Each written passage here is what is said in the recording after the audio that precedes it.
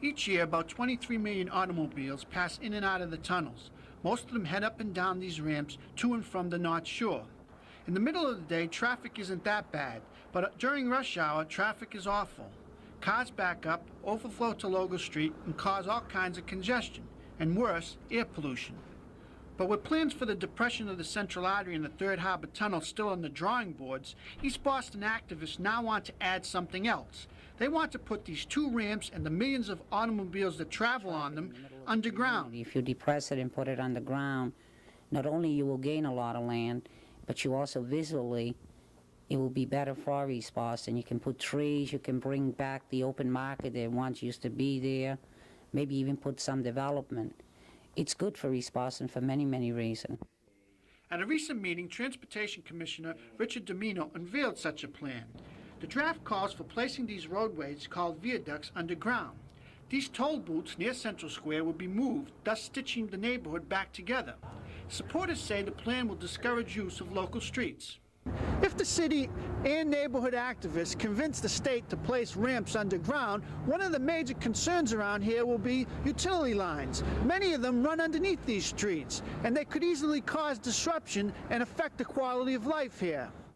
Still, there are those who think there will be some long-term benefits. Traffic-wise, it makes a lot of sense. And when the traffic comes to East Boston, it just sort of dumps there. If you put a highway and it's underground, traffic moves much more smoothly. Vincenzo Grasso lives on Chelsea Street. He thinks the proposed idea is a good one. I think it would cut a lot of traffic down, put it underground, better than putting it on top. However, State Representative Emmanuel Garcera finds fault with the plan. Where there are now several entrances to the tunnel, the new plan provides only one entrance for East Boston. We only have that one local access. Are we going to put ourselves into a situation where, before long, the people of Winthrop or the people of Chelsea are going to find their way clear to Central Square in East Boston and other streets to get backed up even further? While advocates for the plan say its flaws can be worked out, there may not be enough time. A federal deadline for filing the state environmental impact statement is approaching fast. In the coming months, the city hopes to get an answer from the state, which in turn hopes to get some funding for this project from the federal government. If it does, this overpass, which bridges this man-made divide of East Boston neighborhoods, could be coming down. And that's good news for East Boston residents. For the Neighborhood Network News, I'm Frank Conte.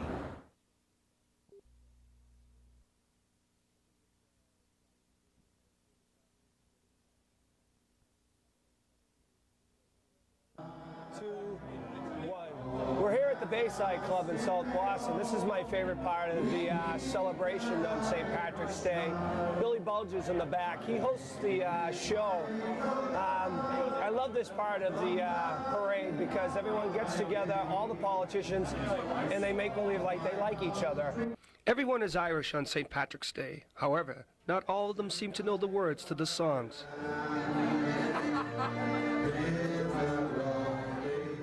This is one of our favorite things at the day of the parade. Is this is my car here, so I'll be boxed in probably till Tuesday. So it's off to the parade, where I get to see all my old friends from South Boston. This is the one day of the year where the people of South Boston get to gather together and watch the parade, right? Well, not exactly. Where are you from? I live in Plymouth. Peter, where are you from? Acton. Mashpee, Cape Cod. Barry, where are you from? West Bridgewater. Can't seem to find my friends. Maybe they're running late, or maybe they're stuck in traffic, or maybe their car is boxed in too. Oh well. Tucson, Arizona. Yeah. Joanne, where are you from? Plymouth. I can't seem to find my friends. Maybe they did the right thing. Maybe they went out of town for the day.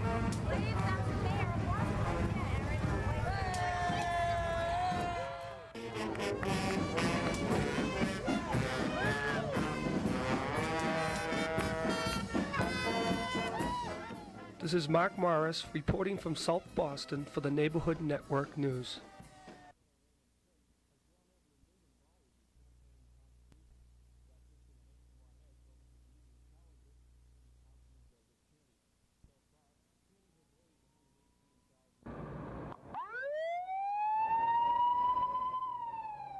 After years of relying on ambulance service from downtown Boston, Charlestown residents now have their own community-based ambulance.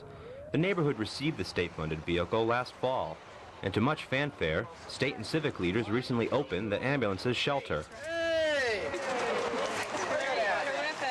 State Representative Richard Volk explains why he supports a Charlestown-based ambulance. The traffic pattern here is very, very tight. We're surrounded by roads and bridges that could at any time become dysfunctional or become clogged. We also have the expressway down to one lane. We have a real serious problem sometimes getting over the Washington Street Bridge and into the Massachusetts General Hospital. So in order to save time, we wanted the ambulance right here, so the response time would almost be immediate. And Volk says the state worried how Charlestown would cope with a medical emergency. And we were able to convince the state of the uniqueness of this situation because of the tightness of the traffic patterns that we're surrounded with here. Any major disaster could render Charlestown incapable of being able to interact with medical institutions outside of its borders. And other neighborhoods will benefit from the community's new ambulance. It is primarily here to answer calls in Charlestown. If the need arises, it will respond to the other parts of Boston, more northern sections. In fact, that's what we saw. The crew responded to a call from downtown, leaving their Charlestown base and heading across the North Washington Street Bridge. But that doesn't bother resident Elaine McCarthy. She says the ambulance benefits her community, so she's pleased with the results, with one major exception. The results have been very good, because there's no traffic jams at all, but of course the heart of the project hasn't started yet. That's going to start within the next month. The upcoming Central Artery construction is sure to increase traffic on North Washington Street Bridge, the major route downtown ambulances take to service Charlestown. And residents worried that more traffic on the bridge would mean less ambulance service. But now, in the nick of time, Charlestown now has its own community-based ambulance, and residents here are grateful. Jim Philbrick, Neighborhood Network News, Charlestown.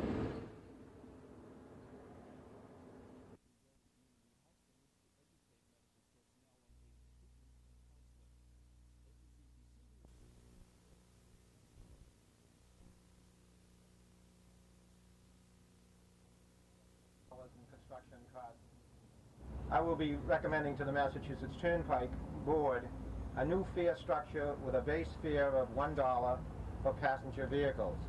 This morning, the Massachusetts Turnpike Authority announced a proposal to raise fares at East Boston's Callahan and Sumner tunnels. According to officials, a driving force in the hike is safety. There is no way we can possibly meet our responsibilities to the public to operate a safe, well-maintained tunnel system with a present toll structure.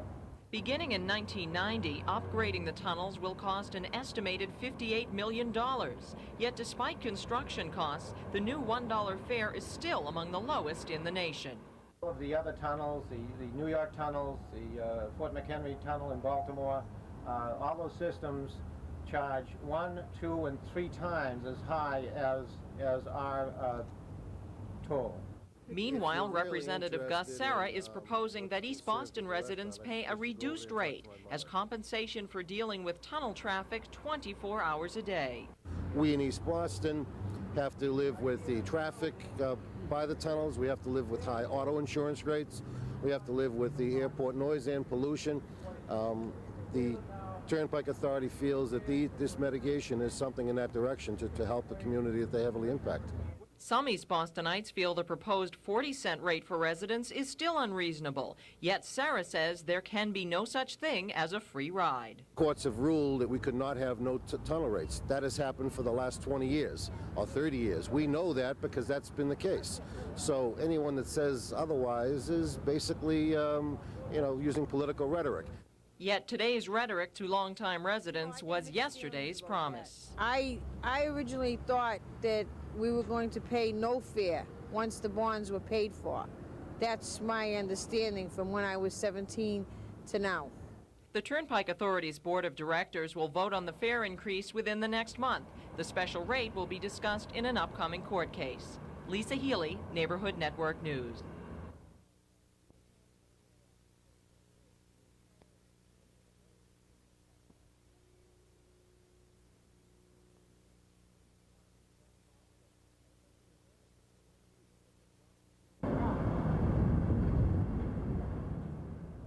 This is the entrance of the Sumner Tunnel. It's the only way East Boston residents can get downtown by car. For years, it's cost East Boston residents the same as any other motorist from the North Shore. Nobody comes this way. We all go that way. Everything's in town for us. The other ones all live on the other side of the island, right? We live on this side. For years, East Boston residents who put up with all this backed-up tunnel traffic waited for the day the tunnel would be free. When they built the first tunnel, they said after it was all paid, it would be for nothing for East Boston and the North End. What happened? Now you want to charge 40 cents? It should be for nothing for East Boston. The day of free tolls may never come now that the Massachusetts Turnpike Authority says it needs money for much-needed repairs. However, tunnel officials are willing to give East Boston motorists a discount. I think that the people in East Boston who have a major airport within their boundaries and have a tunnel entrance and an exit in their community and have had to endure and will have to in the future the problems of traffic congestion, high auto insurance rates, other impacts on their quality of life, that it's a very fair thing to charge them less.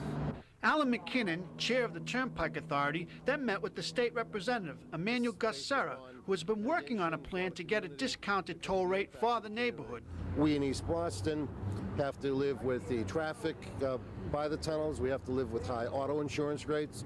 We have to live with the airport noise and pollution. The Turnpike Authority feels that this mitigation is something in that direction to help the community that they heavily impact. When the first of these two tunnels were built, James Michael Curley was mayor. At that time, Curley promised the residents of East Boston that they would ride for free once the bonds were paid off. Well, last February, the bonds were indeed paid off, but a discount plan was announced for East Boston residents. It won't be free, but East Boston motorists will get to ride at a discount. But no one seems to know how that discount will be put into place. There's some talk about discount booklets. Another possibility is the use of a sticker, much like the one the city uses for resident parking. But most of the discussion thus far has been about the toll structure. Some East Boston residents support Sarah's discount plan. I think it's great. Why? Why do I think it's great? Because we live here and we should pay less money than other people. Very good. Something's better than nothing. 40 cents we paid. Personally, I think they shouldn't pay at all. 40 cents is a lot cheaper than $1, yeah. So you think half a loaf is better than none? That's right. But most of the people we interviewed in Central Square felt the tolls should be free.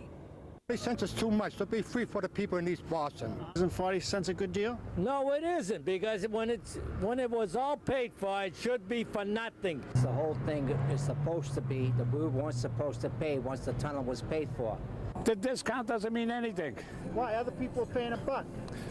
Because somebody's going to pay for the third tunnel. Who's going to pay for the third tunnel?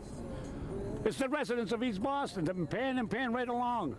Officials from the Massachusetts Turnpike Authority contend that the tunnels need $58 million worth of repair. That precludes it from turning over the tunnels to the State Department of Public Works, who would have operated these tunnels without fares. In the meantime, the state representative here has decided to go ahead with a plan to offer discounts for East Boston residents. That's all East Boston motorists can expect for the time being. For the Neighborhood Network News, I'm Frank Conte.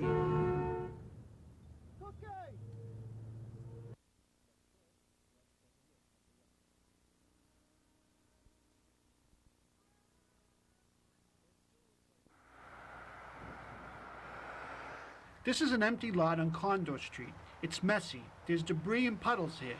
The local Community Development Corporation owns it. It's where a private social service agency wants to build federally supported housing for the mentally ill. Right now, East Boston doesn't have such a residence. But that's going to change. After facing opposition more than a year ago, the North Suffolk Mental Health Association has launched an educational campaign to win community acceptance. Associate Director James Cassetta explains. We have to educate them and get them to accept that these are people from their community, and we'd like to propose to house people in their communities. Such facilities have operated for years without incidents. This one, on Washington Street in Chelsea, blends in with the neighborhood. In fact, once the residency program was established, nearby owners improved their own homes. We try to be good neighbors, And you know, we try to keep our physical appearance as well as the emotional impact very stable in the community. So we do screen the clients who come here very carefully. This home allows the mentally ill to lead normal lives. They eat their meals in a common dining room, and they are allowed some free time during evening hours. Virginia Ducey, a staff member at North Suffolk, stresses the importance of such programs. Our primary focus is to help people to come back, be integrated, be able to live and function as independently as possible, and hopefully in the neighborhoods in which they originally grew up. The residence that will be built here on Condo Street will be similar. It will provide for 8 beds and a staff. The clients will always be supervised. One of the advantages of the plan is that it will not take a bite out of existing housing stock. One of our first goals for the first site in East Boston was to build on a vacant lot. And from our perspective, it's one of the best sites we've seen in East Boston thus far. Reporting for the Neighborhood Network News, I'm Frank Conte.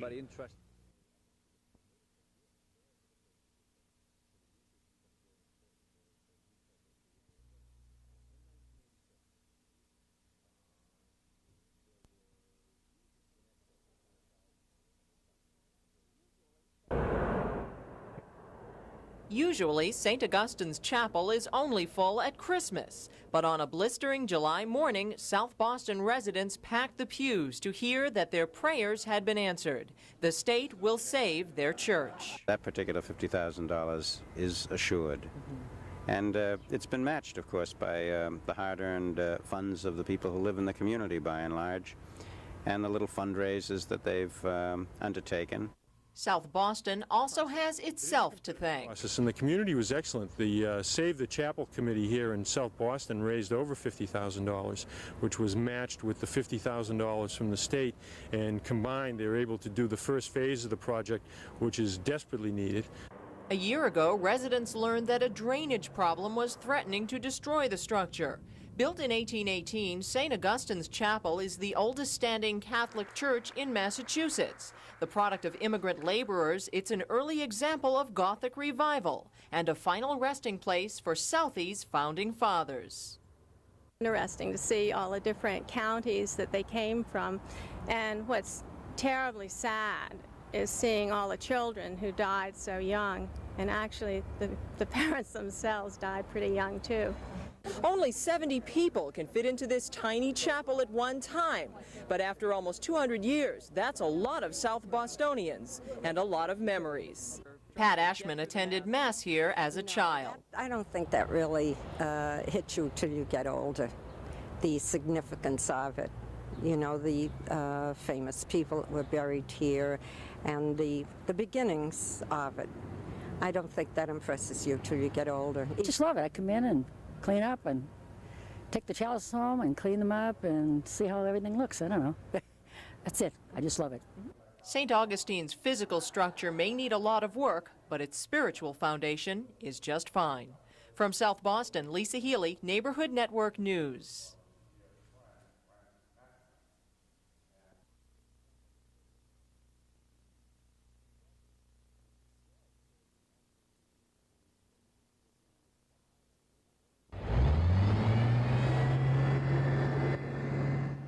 Trucks, trucks, and more trucks. 12% of South Boston's traffic is dominated by trucks. But its residents may soon say goodbye to these diesel dinosaurs with the construction of the South Boston Hall Road about to begin. I think it would help the community because it'll get the trucks off of the residential streets, which creates a lot of noise and vibration. In addition, it will accommodate increased traffic generated by the Central Artery project. 1,700 vehicles is what we estimate our construction traffic to be, as well as other pertinent construction traffic in the South Boston area. We also recognize that building that first-class truck highway, it will have a capacity greater than 1,700, so why don't we invite down into that highway all commercial truck traffic that wants to use South Boston streets. Construction on the road will begin in 1990. Phase 1 will convert a portion of the Conrail tracks into a 2-lane highway connecting Dorchester Avenue to Congress Street. Phase 2 will connect the expressway to the existing Hall Road, providing a direct link between the expressway and the waterfront area. The Hall Road will utilize much of South Boston's wasteland, and residents are hopeful about the prospect that that road will bring.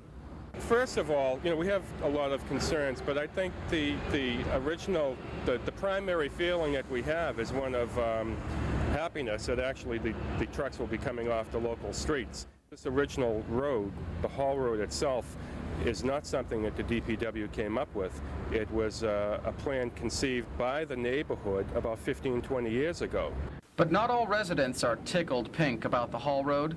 For 3 years between Phase 1 and Phase 2, the Hall Road will use Dorchester Avenue as its main access, spilling an increased number of trucks into the area.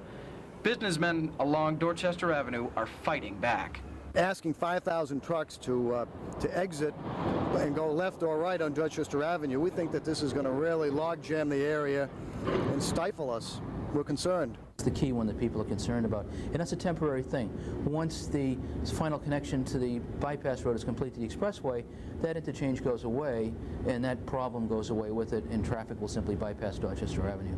Renovation of the Broadway Bridge and the West 4th Street Bridge will allow for heavier traffic, opening up a northern route to the city, giving drivers better access to South Boston. The Hall Road will also impact the industrial area, which has been burdened for many years by limited access. Officials see the Hall Road as a way to revitalize the South Boston waterfront. For one thing, it guarantees good access for the trucking industry to the waterfront and industrial area, and if anything has stifled growth down there, it's probably the mere fact that you have to go through city streets to get to it. The city has adopted a watchdog role in the creation of the new highway and cautions some who are quick to praise the plan. There are still several outstanding issues that we share with the community's concerns that have not been fully addressed. I think we have to rely on their past history of involvement with the neighborhood. They've been very receptive to all of our concerns. By the year 1993, the South Boston Hall Road will accommodate nearly 15,000 trucks. This is a sweet victory for South Boston residents who have been waiting nearly 10 years to get local truck traffic off their city streets. From the offices of the Central Artery Project, this is Kevin Plunkett reporting for Neighborhood Network News.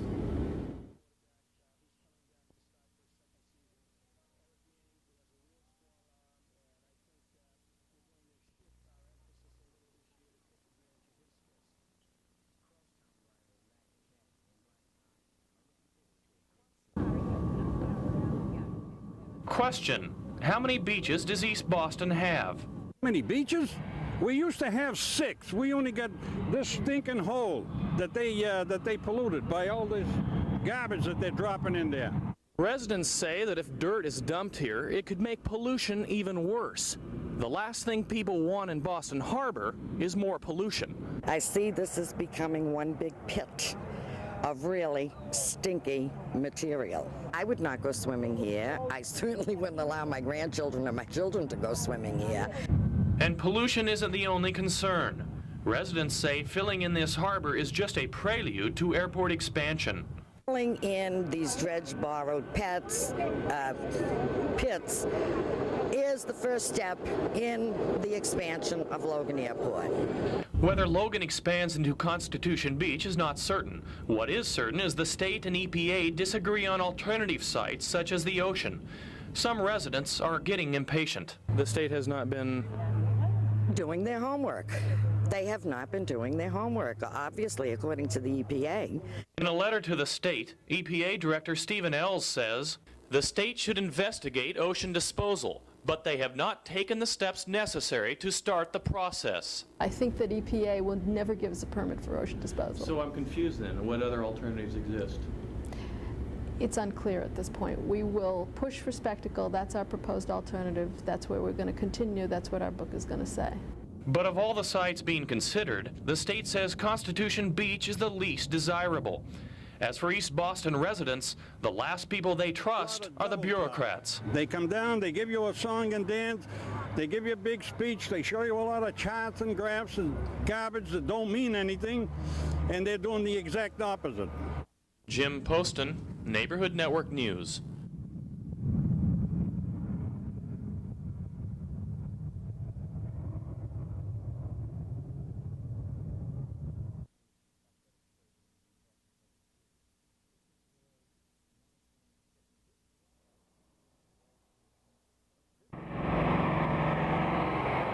This driver simply ignores a new sign telling her not to make a U-turn. The sign goes unheeded probably because she doesn't like the changes going on at Day Square. The signs are part of a new project by the city to make one of Boston's most dangerous intersections safer. They're redirecting traffic, adding curbs and crossings, and taking away parking spaces. It's that last item that has merchants worried. They say if they lose parking spaces, they lose money. Javel's business is dropped maybe 20-30%. Riley roast beef, he's going out of business because his business is half than what it was before. How about your business? My business has dropped at least 10-15%. A drop of 15% would devastate the Alessandro's dry cleaning business and make it hard for them to raise their 2 children. He says the stakes here are the very survival of Day Square. Maybe 6 months from now, maybe next year, Rich Domino going to see half of East Boston, half of Day Square border up because people cannot survive the way the business is going. Traffic Commissioner Rick Domino says their fears aren't justified. Before the changes, many people were parking illegally. Domino says as part of the plan, 2 new parking lots will be added away from the square, increasing the overall number of parking spaces. When Domino talks about Day Square, he doesn't see any losers. I think that the long-term value of increasing the safety of Day Square and improving pedestrian access, and in fact, when we put the permanent plan in place, giving us an opportunity to beautify Day Square in a way that it's never been before, will in fact be an economic enhancement for them. But not every business is unhappy. Dom Gambardella says the changes will make Day Square safer. All of the customers did say that they felt safer. They felt safer crossing the square. They felt safer pulling in and out of a parking area, and they feel safer driving through the square. They don't feel confused the way they did before. But he concedes merchants are angry about losing parking directly in front of their stores. But this is ridiculous. You can see yourself traffic the way it's going back and forth and cutoffs up there, up that angle, this angle here. We have no parking facilities for our customers. Parking for customers isn't really the issue, says Domino. The problem for merchants is accepting change. There's a history there. People have gotten used to it. People are used to the way people have parked there. It's a hard thing for people to change and adapt to. This is one of several new curbs put up by the city to make Day Square safer. But businesses have collected 6,000 signatures to take these curbs away and prevent any more changes. Changes they say will destroy Day Square. Jim Poston, Neighborhood Network News.